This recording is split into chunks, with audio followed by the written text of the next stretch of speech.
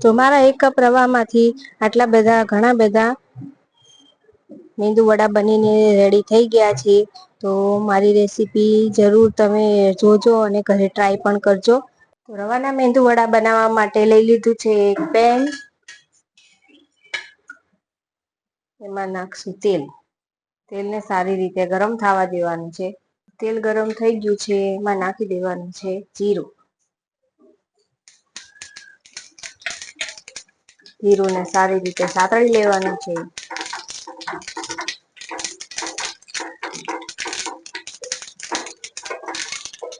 જીરું સતળાઈ ગયું છે, હવે એમાં નાખવાના ચીલી ફ્લેક્સ।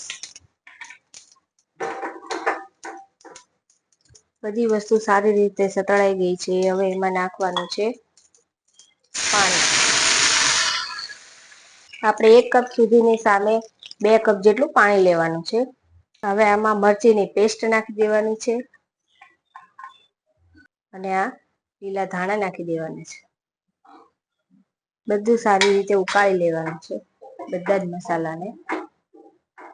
તો સુજીના મેંદુ વડા બનાવવાની એકદમ સરળ ને સહેલી રીત છે। તમે અડદની દાળના મેંદુ વડા બનાવ્યા હશે, પરફેક્ટ ન બનતા હશે અને ખાવાનું બહુ મન થાય છે, તો તમે સુજીના આ રીતે ઇન્સ્ટન્ટ બનાવી શકો છો।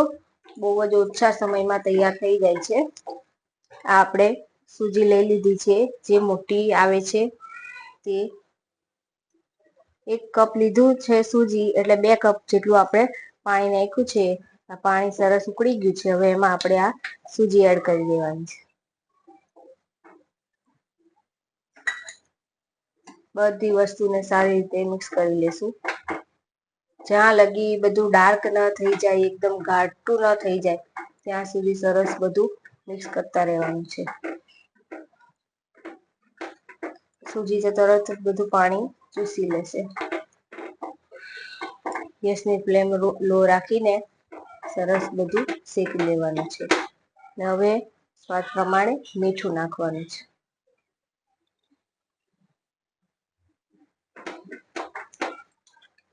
બધી વસ્તુને મિક્સ કરી લેશું। એકદમ ચલાવતા જ રહેવાનું છે, જેથી મીઠું અને જે બધો મસાલો નાખ્યો છે એ સૂજીમાં એકદમ પરફેક્ટલી સ્વાદ બેસી જાય। જો ધીરે ધીરે એકદમ ઘટ્ટ થતું જાય છે, આવી જ રીતે ઘટ કરતા જ રહેવાનું છે। આમાં તમે મરચી, ચીલી ફ્લેક્સ બધું તમારા ટેસ્ટ પ્રમાણે લઈ શકો છો। તીખું ઓછું ખાતા હોય તો 2 માંથી ચીલી ફ્લેક્સ એડ ન કરો તો પણ ચાલે, પણ આ બધું એડ કરો તો એકદમ કલરફુલ કેટલું સરસ દેખાય છે। હવે આ લોટને આપણે એકદમ ઠંડુ થવા દેવાનું છે। નવ શેકું ગરમ હોય તો ચાલે, પણ એકદમ ગરમ યુઝ નથી કરવાનું। આપણે હાથથી એને મેંદુ વડાનો શેપ આપવાનો છે। તેથી આ બધી વસ્તુને હવે ઠંડી કરવા લઈ લેશું। તો ઠંડુ કરવા માટે આપણે એને અલગ ડીશમાં કાઢી લેવાનું છે। તો જોઈ લઈએ, આપણું મિશ્રણ એકદમ ઠંડુ થઈ ગયું છે। થોડું થોડું ગરમ છે, એકદમ ઠંડુ પણ નથી થવા દેવાનું। હવે જે છૂટું છૂટું છે તો આમાં આપણે થોડું ઉપરથી ઓઇલ એડ કરીને એકદમ બરોબર આનું માલિશ કરી લેવાનું છે। થોડું તેલ નાખશું, લોટને એક સરખો બાંધી લેવાનો છે। તમે જોઈ શકો છો, એકદમ પરફેક્ટ લોટ થઈ ગયો છે। સારી રીતે મસળી લેવાનું એટલે બની જાય, અને બીજા વાસણમાં લઈ લેશું।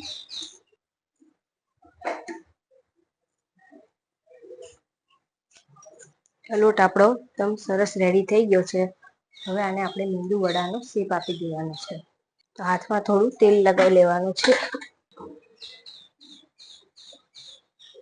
જેવા તમારે કરવા હોય એ સાઈઝનો એક લુવો લઈ લેવાનો, નાના મોટા।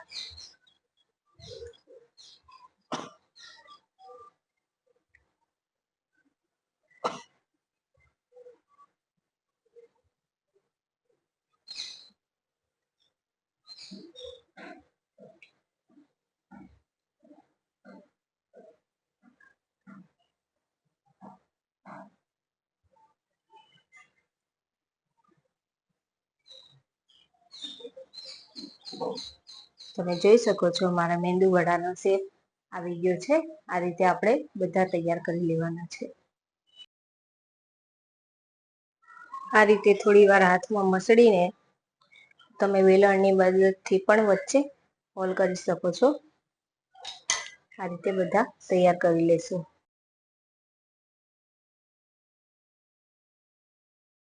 તો તમે જોઈ શકો છો મેં મારા મિશ્રણ તૈયાર કરેલું હતું જે રવાનું, એને બધાને મેં મેંદુવડાનો શેપ આપી દીધો છે. હવે આને આપણે ફ્રાય કરશું. એકદમ સહેલી રીત છે. આ શેપ આપવાની પણ મેં તમને રીત બતાવી છે.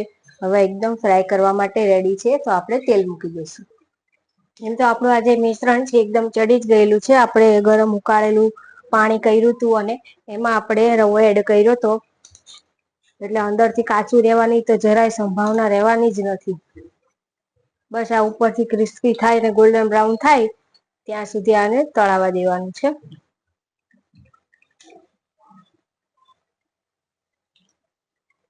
તમે જોઈ શકો છો તેલમાં જતા જરી પણ છૂટા નથી પડ્યા, એવા ને એવા છે.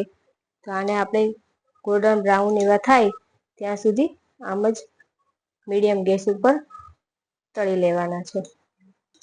તો હવે આપણે ગેસની ફ્લેમ હાઈ કરીને બધા એકદમ ક્રિસ્પી કરી લેશું. વચ્ચે વચ્ચે ચલાવતા રહેવાનું છે ને જોતા રહેવાનું છે.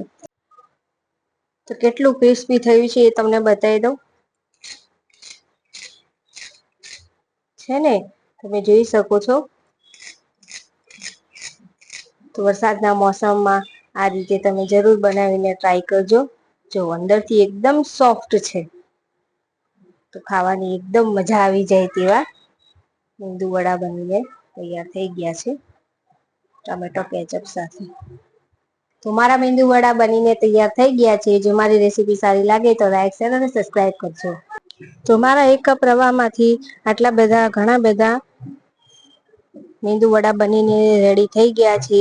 તો મારી રેસીપી જરૂર તમે જોજો અને ઘરે ટ્રાય પણ કરજો. એકદમ સરસ સોફ્ટ અને એકદમ ઉપરથી એકદમ ક્રન્ચી એવા બની જશે. મારો વિડીયો ગમ્યો હોય તો મારી ચેનલને લાઈક, શેર અને સબસ્ક્રાઈબ કરજો.